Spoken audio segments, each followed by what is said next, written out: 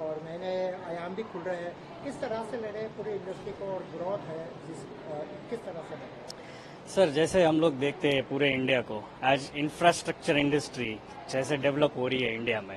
आज हम foreign countries travel करते हैं तो बड़े बिल्डिंग्स देखते हैं, बड़ी इमारतें होती है, रोड्स अच्छे होते हैं। तो जैसे जैसे कंट्री ग्रो कर रहा है वैसे वैसे इंफ्रास्ट्रक्चर इंडस्ट्रीज बिल्ड कर रही है। वही इंफ्रास्ट्रक्चर का एक पार्ट है वो सिरामिक इंडस्ट्री है। तो आज जैसे हम लोग ऑप्शन सोचे कि भाई नीचे फ्लोर के लिए क्या लगाया जाए, तो इकोनॉमिकल पार्ट जब हम लोग उसको थॉट देते हैं तो सिरेमिक में टाइल के अलावा दूसरा ऑप्शन इकोनॉमिकल इंडस्ट्री के पास कोई ऑप्शंस नहीं है आज के दिन में। तो मैक्सिमम सिरेमिक इंडस्ट्रीज आज से लेके नियर फ्यूचर में भी जैसे हमारी इंफ्रास्ट्रक्चर ग्रो करेगी वैसे ही इंडस्ट्रीज ग्रो करेगी। आपने देखा होगा कि 2000 के साल से लेके आज 2024 में हम लोग बैठे हैं, तो 2000 में it was just 15 to 20 industries in complete Morbi, और आज 1200 इंडस्ट्रीज हो गई है। तो क्यों? क्योंकि इंडिया ने इंफ्रास्ट्रक्चर में ग्रो किया, हमने सप्लाई चेन में ग्रो किया, और ये दोनों वाइस वर्सा इंडस्ट्रीज चलती है। तो आज हमारी थॉट से मुझे ऐसा लगता है कि इंटरनेशनल मार्केट्स में भी आज हम एक कदम रखने जा रहे हैं, जहाँ पे हम लोग मटेरियल सप्लाई करते हैं, जहाँ पे प्रोविजंस नहीं है मैन्युफैक्चरिंग के। आज जैसे इंडिया वर्ल्ड का सेकंड लार्जेस्ट प्रोडक्शन संभालता है, तो वो प्रोडक्शन को हम इंटरनेशनल मार्केट में भी बेचते हैं, इंटरनेशनल मार्केट को भी हम कम्पीट करते हैं। वैसे ही इंडियन कंटेक्स्ट में इतना बड़ा इंफ्रास्ट्रक्चर होने से हमारी सब इंडस्ट्रीज है वो काफ़ी सारा माल इंडिया में भी बेच पाती है। सर, जहाँ तक क्वालिटी की बात आती है तो आज भी इंडिया कहाँ खड़ा है? लोग हमेशा टाइल्स की बात करते हैं तो इटाली और चीन की बात करते हैं, कुछ लोग स्पेन की बात करते हैं। किस तरह से इंडिया को ले रहे हैं आने वाले दिनों में? इसमें क्या और बदलाव आ सकता है जहाँ तक क्वालिटी की बात है? सर, जहाँ तक मेरा नॉलेज काम करता है, 2014 में एक रिवॉल्यूशनरी आया ये इंडस्ट्री में, जहाँ पे डिजिटल प्रिंटिंग टेक्नोलॉजी ने एक बहुत बड़ा पार्ट लिया। उससे बाद में बहुत सारी मशीनरीज बाहर से इंपोर्ट हुई, काफ़ी सारी मशीनरीज इंडिया से भी मैन्युफैक्चरिंग में आई।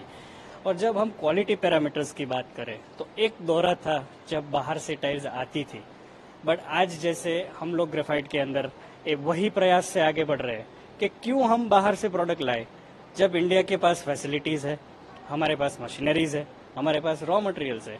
तो एक सोचने का जरिया ही चाहिए, या एक प्रोडक्ट को बनाने का थॉट ही चाहिए। वही थॉट तो देना है, और वही थॉट से आज हम भी प्रोडक्ट को मैन्युफैक्चर करते हैं। और आज एग्जैक्टली मैं बात करूं तो हम लोग इंटरनेशनल मार्केट्स को बीट कर चुके हैं। आप काफ़ी सारी इंडस्ट्रीज ऐसी भी है यहाँ पे एस्टेब्लिश जो इंटरनेशनल इंडस्ट्रीज को भी आज बीट कर रही है, और उससे बेटर क्वालिटी की प्रोडक्ट्स आज इंडिया में बन रही है। और आज ऐसा हो गया है कि आपने सिटीज़ के नाम जैसे मेंशन किए या कंट्रीज़ के नाम मेंशन किए, चीन हो गया या स्पेन हो गया, तो आज इंडिया से चीन माल जा रहा है, आज इंडिया से स्पेन माल जा रहा है। तो आज इंडिया के पास फैसिलिटीज़ बहुत अच्छी है कि जो इजीली मैन्युफैक्चर कर सकते हैं। तो यहाँ से स्पेन माल जा रहा है, पहले वहाँ से यहाँ आया करता था, अब यहाँ से वहाँ जाया कर रहा है। तो ये पूरा सिनेरियो 2014 से लेकर 2024 तक के बीच में चेंज हुआ, और आज वही सुप्रीम क्वालिटी की प्रोडक्ट्स आज भी इंडिया में बन रही है। China is still a threat to the Morbi industry? दोनों अलग सेगमेंट में वर्क कर रहे हैं। आज चाइना है वो वॉल्यूम बेस पे काम कर रहा है, और आज इंडिया है वो क्वालिटी और वॉल्यूम बेस पे काम कर रहा है। थ्रेट की बात तो हम नहीं कर सकते, क्योंकि चाइना आज बहुत बड़ी इंडस्ट्री ऑलरेडी काफ़ी सालों से एस्टैब्लिश है, और आज इंडिया ग्रो कर रहा है। जब हम लोग एक स्टेप पे पहुंचेंगे तो शायद चाइना को भी बीट कर जाएंगे। आज क्वालिटी प्रोडक्ट में डेफिनेटली चाइना से इंडिया बीट करता है इंटरनेशनल मार्केट में। हम लोग काफ़ी सारे एग्जीबिशंस में जाते हैं, काफ़ी सारा इंटरनेशनल ट्रैवल करते हैं, तो भी हम देखते हैं कि चाइना की प्रोडक्ट से इंडिया की प्रोडक्ट्स आर बेटर। तो that's not a threat, but definitely on the volume part आज चाइना बहुत बड़ा आगे है हमारे से। बट इंडिया जैसे ही ग्रो करेगा वो ऑलमोस्ट सेम स्टैग्नेंट पे आ जाएंगे। सर, बजट भी नजदीक आ रहा है, निर्मला सीतारामन 23 तारीख को बजट रजू करने वाली है, क्या उम्मीद है जहाँ तक सिरेमिक इंडस्ट्री का?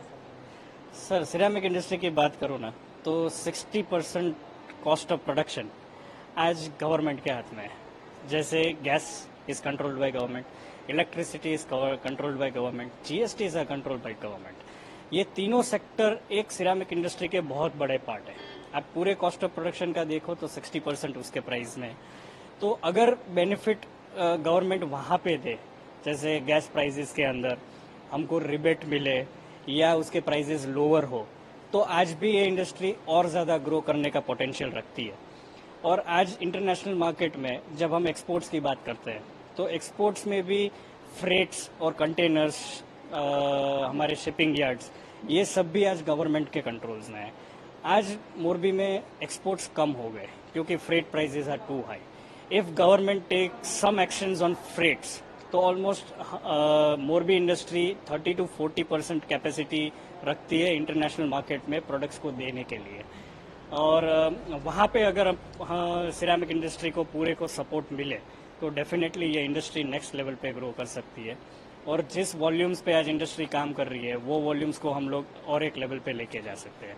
तो this is my point of view के gas prices, electricity and freights जो इंटरनेशनल मार्केट में मटेरियल भेजने के लिए कंटेनर्स के लगते हैं, वहाँ पे गवर्नमेंट कुछ वर्क करे तो कंपनी को डेफिनेटली और इंडस्ट्री को डेफिनेटली बेनिफिट होगा। मेरा नाम रवि पटेल है और मैं कंपनी का डायरेक्टर हूँ। और यहाँ पे जो हम बना रहे हैं प्रोडक्ट्स वो एक आर्किटेक्ट की थॉट प्रोसेस से है। मेरा एजुकेशन पूरा आर्किटेक्चर में रहा है और यहाँ पे जो भी प्रोडक्ट्स आप देख रहे हो वो कस्टमाइजेशंस और टच एंड फील की प्रोडक्ट्स है, जहाँ पे बंदा खुद अपनी प्रोडक्ट्स आके बना सकता है और खुद अपनी प्रोडक्ट्स को चूज कर सकता है कि मुझे ऐसी प्रोडक्ट्स चाहिए। तो एक नया कॉन्सेप्ट लेके आए हैं हम लोग और वो कॉन्सेप्ट का एक छोटा सा डेमोन्स्ट्रेशन यहाँ पे राजकोट में खड़ा किया है। तो this is what graphite gallery is all about. कुछ फायदा हो या तो ग्रो करो। देखिए, जहाँ तक मोरबी सिरेमिक इंडस्ट्री की बात है तो मेरे जैसे दूसरे काफ़ी सारे इंडस्ट्रियलिस्ट वहाँ पे हैं और बहुत सारी सिरेमिक्स की फैक्ट्रियाँ आज की डेट में चल रही है। अगर ग्रेफाइट सिरेमिक्स की बात करें सबसे पहले तो हम लोग जो है वो 9 mm थिकनेस के अंदर में जीवीटी और पीजीवीटी टाइल्स का मैन्युफैक्चरिंग करते हैं और 50 लाख स्क्वायर मीटर्स का एनुअल प्रोडक्शन है। और ऐसे ही ह्यूज प्लांट्स बहुत सारे आज की डेट में मोरबी के अंदर में है। तो गवर्नमेंट से सारे मैन्युफैक्चरर्स की तो एक ही एक्सपेक्टेशन है कि फेवरेबल सिनेरियो एक क्रिएट हो जिसके अंदर में चाहे डोमेस्टिक मार्केट हो चाहे इंटरनेशनल मार्केट हो, हम लोग जो है वो बिजनेस में अच्छे से अच्छा परफॉर्मेंस कर पाएं और अच्छे से अच्छा रेवेन्यू जनरेट कर पाएं ताकि देश की इकोनॉमी को भी आगे लेके जा सकें। और हमारे से जितने भी लोग जुड़े हुए हैं, जितने भी लेबर्स जुड़े हुए हैं, जितने भी हमारी टीम जुड़ी हुई है, सब नेटवर्क है, उसको हम लोग बड़े से बड़ा बना पाएं। तो अभी का अगर हम रिसेंट एक डेवलपमेंट बताएं कि जैसे हीरासर में एक बड़ा एयरपोर्ट जब भी बन रहा है तो यहाँ पे शिफ्ट होने से फ्यूचर में चांसेस हैं कि ऑल ओवर इंडिया से काफ़ी सारी फ्लाइट्स की डायरेक्ट कनेक्टिविटी बढ़ जाएगी। तो इसकी वजह से भी एक चीज़ है कि जैसे आज की डेट में हमारे 500 डीलर्स हैं पूरे इंडिया के अंदर में, और भी डीलर्स की इंक्वायरीज आती है और उन लोगों को मोरबी पहुँचने के लिए जितना ईजी एक्सेस मिलेगा उतना एक इंडस्ट्री को सपोर्ट होगा। इसके अलावा जब हम लोग प्रोडक्ट्स को बना के सप्लाई करते हैं ऑल ओवर इंडिया के अंदर में, तो जो ट्रांसपोर्ट और लॉजिस्टिक्स यूज होता है, जैसे हम लोग बोले कि ट्रक्स के माध्यम से सबसे ज्यादा अपने जो मटेरियल्स हैं वो रेस्ट ऑफ द इंडिया में सप्लाई होते हैं, तो डीजल्स के जो कॉस्ट है उस पे ट्रांसपोर्टर्स के कॉस्ट रहते हैं और जो प्रोडक्ट को सेंड करने के जो कॉस्ट है जो एंड यूजर के लिए बढ़ जाते हैं, उसमें भी जितना गवर्नमेंट जो है बेनिफिट्स दे पाए वो एक बेनिफिट है। और अगर इंटरनेशनल मार्केट की बात करें तो जो एंटी डंपिंग ड्यूटीज है और जो भी एक्सपोर्ट्स के नॉर्म्स हैं, इसके अंदर में जितने भी फेवरेबल सिनेरियोज मैन्युफैक्चरर्स के लिए क्रिएट कर पाए वो सबसे ज़्यादा इम्पोर्टेंट है। और मैन्युफैक्चरिंग के रिगार्डिंग गैस के प्राइसेस बहुत ज़्यादा इम्पोर्टेंट रहते हैं और वो प्रोडक्शन का बहुत बड़ा एक एस्पेक्ट है। तो गैस के प्राइसेस को भी जितना ज़्यादा हो सके इस बजट के अंदर में कंट्रोल करके रखें और आगे भी उसको कंट्रोल में रखें, जिसके वजह से हम लोग जो है वो कम कॉस्ट ऑफ प्रोडक्शन पे अच्छी प्रोडक्ट्स बना के डोमेस्टिक मार्केट में as well as international market में सप्लाई कर पाएँ। मेरा नाम विरल है, विरल पटेल, और मैं कंपनी का डायरेक्टर हूँ। और ग्रेफाइट सिरेमिक्स प्राइवेट लिमिटेड अपनी कंपनी जो है वो ओल्ड घुटू रोड मोरबी के अंदर में है।